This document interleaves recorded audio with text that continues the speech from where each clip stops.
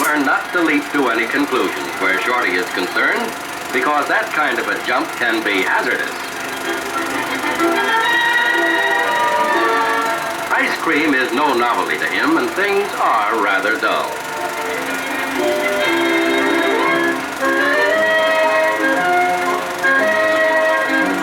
The beach doesn't promise enough fun and excitement to amuse a chimp unless he had a chance to duck one of the girls. But that's out, so there's nothing to do except try to get a little nap. The sea air makes one so sleepy.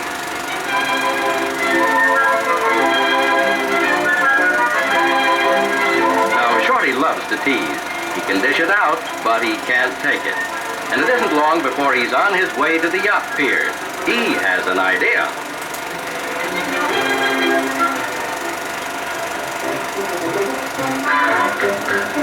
First, you get a sea bag. Then you walk like a sailor and keep out of the skipper's sight. The coast is clear. All hands on deck. All feet on deck. But Shorty is all hands. So, down the hatch. This is a new world to the chimp. Never before has he seen a fisherman with wings. And this one spends his entire life eating fish. The one on the right with the big bill. A curious bird is the pelican. His beak holds more than his digestive capacity. Shorty gets the silliest ideas. Somebody read him the story of Cinderella and the glass slipper. So now all he needs is a fairy godmother. Glass tumblers remind him. He's heard people say, down the hatch. But he's a little puzzled about this kind of hatch.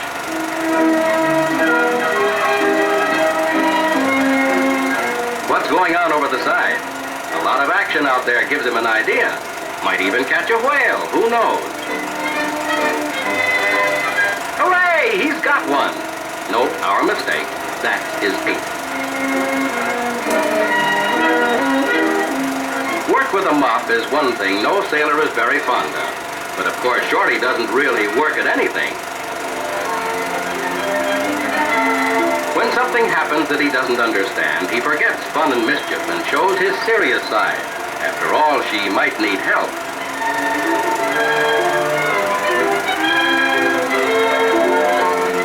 Could it be that she's kidding him? Well, could be. Then again, she's yelling for help. But somehow Shorty begins to think he's being kidded. Now he's sure, so he lets her have a gag of his own. All good sailors wash their own clothes and keep themselves ship-shape, which is a little difficult. He isn't shaped much like a ship. Another thing about sailors, they have to learn to walk like an old salt. Not so difficult with a bag over your head. Of course, you may not know exactly where you're going, not even when you take a look. And Shorty thinks he's climbing a tree, until he gets up rather high, when he decides that someone must have chopped off all the branches.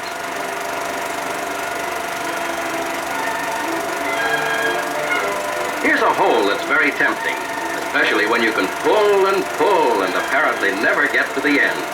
But just wait until the skipper has to coil it all up again, all wet and tangled. Shorty doesn't wait. It's all hands aloft on the mainmast, and no sailor in the old days of wooden ships and iron men could ever equal him when it comes to swarming up the rigging to the lofty cross trees. Or, making a fast trip down when he gets his orders.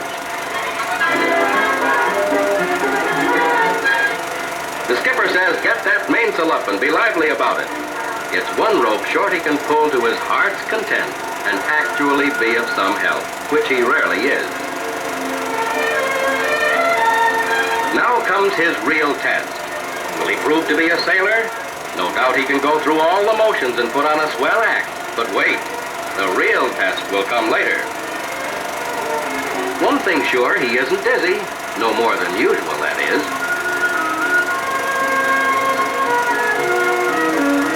The pelican looks things over and decides that now he's seen everything. The little ship is in smooth water, and Shorty thinks the life of a sailor is a lot ups and downs, but it's also a lot of fun. A mast is in a boat for only one reason, just a lot of monkey business. Plenty of skippers will disagree with that, but they've never had a chimp in the crew. Chances are, too, that this is the last time that any skipper in a weak moment lets a chimp come aboard. He hasn't yet proved himself to be anything but a landlubber who isn't nearly as salty as he looks. He may have a strong back, but wonder if he has a weak stomach.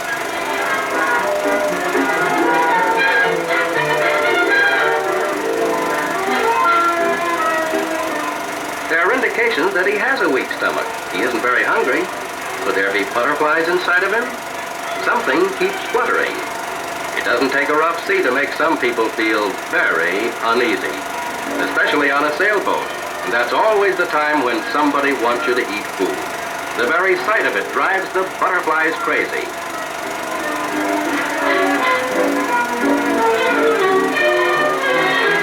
Shorty suddenly finds the water very interesting. And only Shorty would expect salt water to kill those butterflies. But it works. And he feels like a new chimp, raring to have more fun and excitement than ever. Nobody at the wheel. Look out! That was a close one.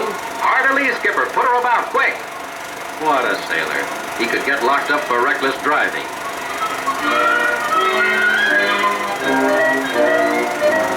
He might as well leave the wheel. It's been all luck so far, and Lady Luck must be doing the steering.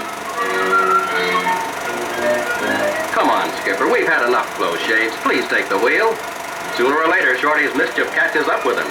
Like any bad boy, he always manages to get himself out on a limb, or adrift at sea. And suddenly, he's no longer a bold, brazen character, but a somewhat worried chimp. He can't swim, he can't row, and the walking isn't so hot. Fortunately, his plight is discovered. If he just doesn't get excited and rock the boat, and if the skipper doesn't put the boat on a rock, no one may have to swim. No more chimps on this boat. From now on, Shorty stays ashore. They thought he was a sailor, but instead he's just a very frightened little chimp promising to be good, if they'll only get him out of this fix. One more try, and this time it looks as though he'll make it.